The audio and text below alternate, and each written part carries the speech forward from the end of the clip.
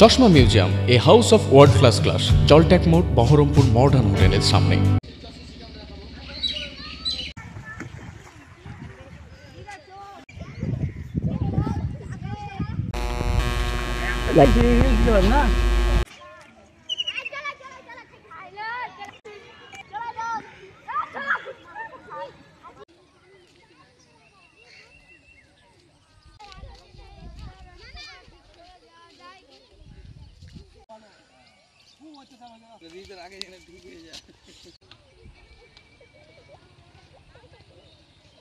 আস্তে আস্তে চলে গেছে, সরকে গেছে, আস্তে আস্তে সরকে গেছে। এই জিনিস কিছু চলে না এখানে, তো মানুষই হাঁটে এখানে।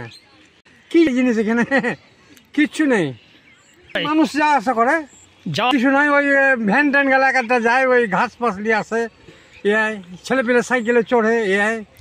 অসুবিধা মানে ঈদগাহ মাঠে যাওয়া, কবরস্থান যাওয়া, সব কিছুই অসুবিধা। ভেঙে গেলে তো শেষে আলো, যেতে পারবে না, তো যেতে পারবে না। রাস্তাটা হওয়াটাই ভালো এখন। রাস্তাটা কীভাবে যেভাবেই হোক, রিপেয়ার করে হোক, যেভাবে হোক রাস্তাটাকে ক্লিয়ার করা দরকার মানুষের, সবারই। গোটা গ্রামের লোক এখান দিয়ে হাঁটে, গোটা গ্রামের লোক এখান দিয়ে হাঁটে, এই গোটা মাঠটাতে যাওয়া আসা করে। রাত 11টা পর্যন্ত মাঠে যাওয়া আসা করে রাস্তায়। না, আমি এতটা খবর জানি না, তবে আমার ভাইয়েরা এখন কি কথা বলেছে না বলেছে এটা আমি বলতে পারবো না।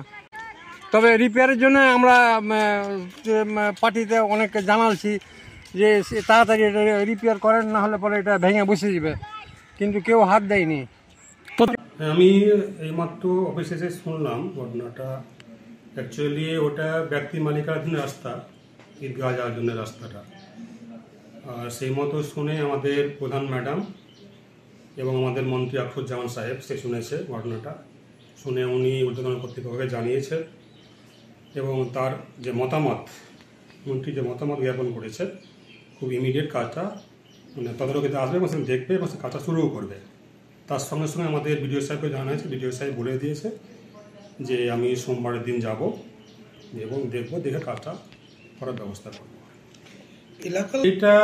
সেটা তাদের বক্তব্য, সেটা আমরা ওটা বলতে পারবো না কে কেটেছে না কেটেছে। তবে আমার একটা ধারণা যে ওটা কাজটা হয়েছিল অ্যাকচুয়ালি 2003 সালে, দীর্ঘদিনের কাজ, তারপর প্রচুর বৃষ্টি হয়েছে, ওই জন্য ভেঙেছে। কারো দোষারোপ করছি না। ওতে বড় স্কিম, তো বড় স্কিম করার মতো ক্ষমতায় মতো প্রধানের থাকে না, যেহেতু আমরা একটা বাৎসরিক প্ল্যান করি, সেই মতো ওই প্ল্যানে কিন্তু এটা নেই। আর ইমিডিয়েট আমরা প্ল্যান করতে পারবো না, এটা আমরা জানিয়েওছি আমাদের বিডিও সাহেবকে, বিডিও সাহেব ডিসিশন নেবে।